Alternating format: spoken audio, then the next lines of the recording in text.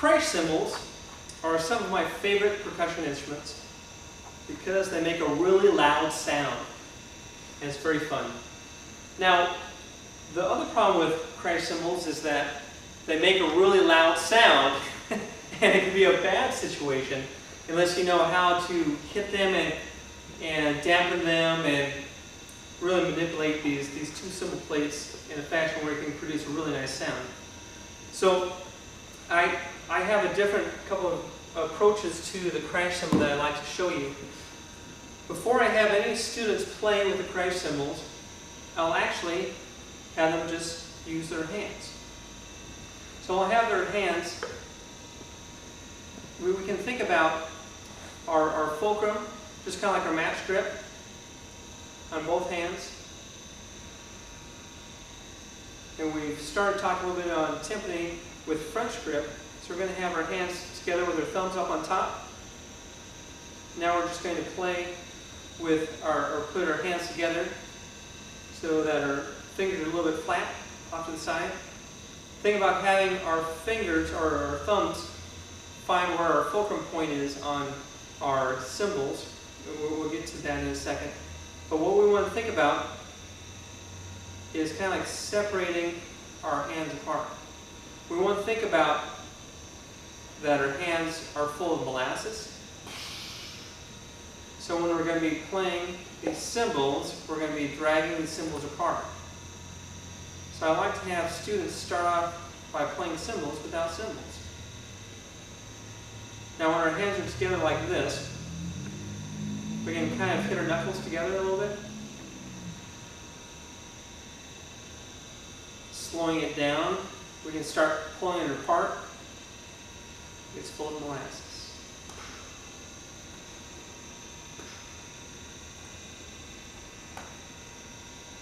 Now my approach to cymbals is kind of like cymbals are, I'm going to let the cymbals hang.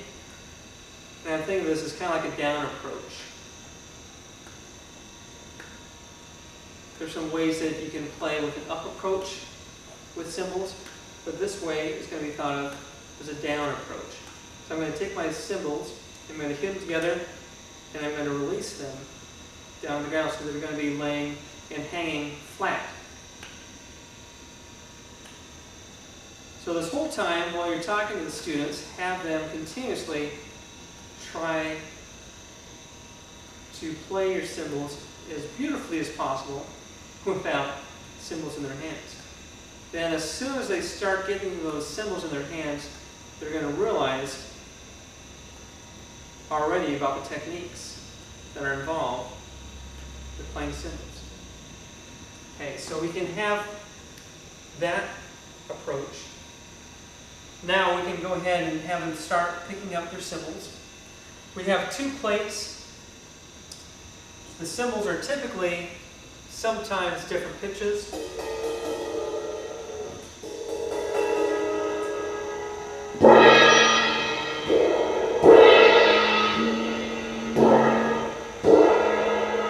So this cymbal is a little bit higher. I'm right-handed, so I use a lot of more of my approach with my right hand. So I'll put the higher pitch cymbal in my right hand, so I think it has a better brilliance that way. And what I'll do is I'll start having the students pick up the cymbal. I'll have them put their fingers behind the strap. And then as close as possible, I'll have them grab the strap with this finger and this thumb, their fulcrum, and grab as close to the cymbal as possible. Then have them balance pretty much this leather strap on top of this finger. Now for the purpose of this exercise, we're not going to bring the cymbals up here yet, because we're just going to start working on the ground. We're going to have them start to use their molasses thought and hit on a mat like you see here or on the carpet. I find that this is a good way to have students work on the cymbals so they can feel now the drawing out, because the way the cymbal comes from up on the ground, is a little bit heavier than if you just did without the cymbal. Try it with your left hand, and we can try it together.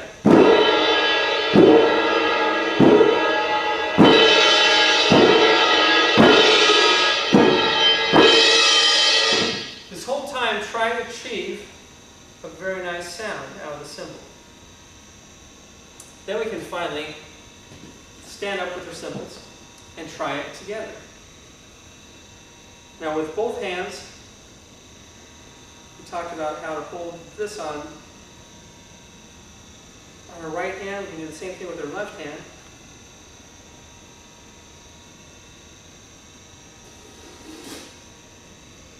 And now we have our cymbals in place like what we were having with our hands without the cymbals. Instead of having the cymbals directly straight up and down, I like to have it a little bit off to the side. And I like to think about having whatever your dominant hand is, which is my right hand. I'm going to have the right hand over on the left cymbal, or the right cymbal on the left cymbal, and it's going to be about a ½ inch to an inch from the plates being separated from each other. One of the biggest things that you'll hear with cymbal players is that the cymbal sometimes will get these air pockets. They get da da da da da da da da da, and then you get this really, really unfortunate lack of crash. So to get rid of that crash, or to try to get a better crash, we want to separate the cymbals out a little bit so we can make sure that that air pocket doesn't happen.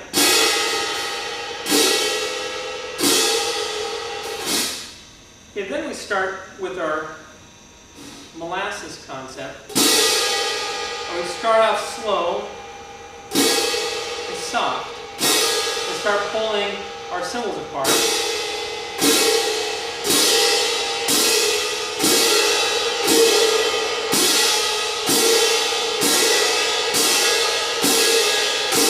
If we want to dampen the sound, we can just throw the cymbals into our chest. We want some of the cymbals to keep ringing. You can dampen one cymbal, let the other cymbal continue to ring.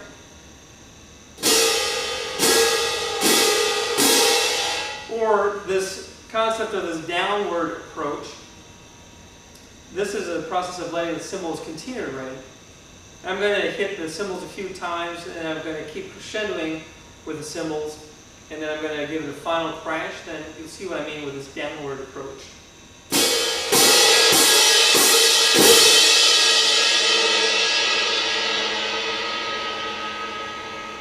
That way that we can let the cymbals ring freely. I'll have a chance so that these, you can see that the cymbals are flopping a little bit.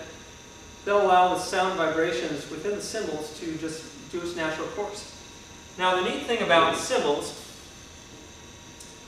is that cymbals will travel the direction of the plate. So here we have the cymbal going through, which I like to think about, it goes through, it travels through the whole rest of the band, the rest of the ensemble. That's why I like my cymbals to go and stay more level to the ground level. Instead of having it up like this, the cymbal is going to go straight up in the air and it's not going to do a lot of good for the sound quality. So we don't want to have any like Mickey Mouse ears type thing. I like to have cymbals going through, kind of like a suspended cymbal. Now another approach is, besides this downward approach, is more of an up approach with the cymbals.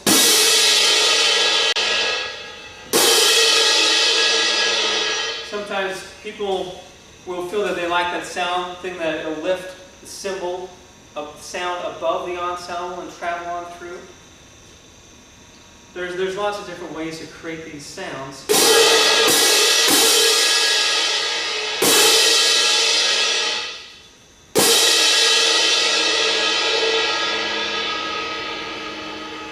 And within that, that's part of your decision on what the sound color is that you really want to create for your different ensembles or different pieces within the ensemble. So here's another way we can do to dampen out the cymbal if we're doing this down approach.